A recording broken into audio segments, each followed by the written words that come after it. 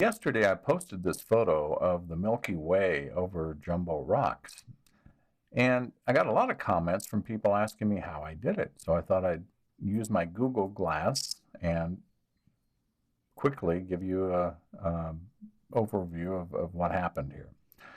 Um, I drove into Joshua Tree National Park about 3 o'clock in the morning after driving down from San Francisco, and the moon had already set, so it was pretty dark.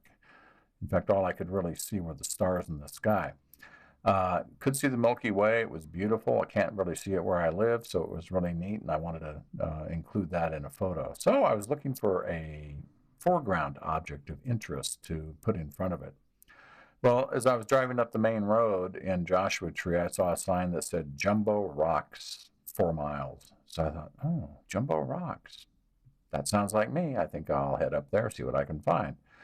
And as I got up there, I saw the silhouette of some rocks on the left side of the road. So I pulled over to the right side of the road, left my headlights on, and went out with my LED flashlight to survey the scene, see what I could do. And it looked good. It looked like I could, do something here, at least give it a shot. So I went back to the Jeep, got my tripod, set it up, and I wasn't using a particularly fast lens. This was actually a fisheye lens, 7.5 millimeter, with a 3.5 aperture maximum.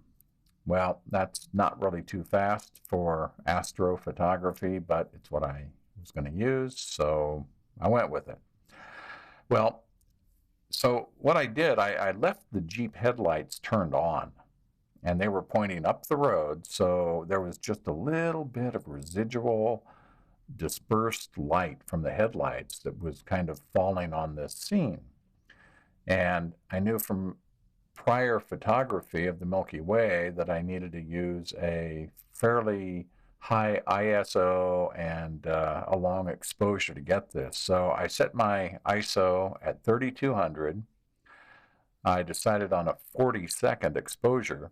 Normally I would have used 20 or 30 seconds with a faster lens, but this was a little bit slower, so I thought, I better go with a little bit longer exposure. So 40 seconds was it. And when I tripped the shutter, I also used my LED flashlight to paint these bushes in the foreground here. So I just, was painting them during that 40 seconds. I didn't do really much on the rocks. The rocks are lit by the residual lighting from the headlights. So that's why they look a little bit warmer.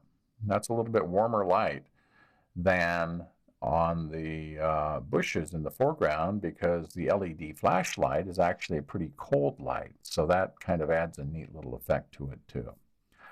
So that's how this photo was done. It's a single exposure, 40 seconds, and I'm really happy with the way it turned out. So thank you all for appreciating it, and for those of you who ask how it was done, I hope this helps, and I'll see you next time.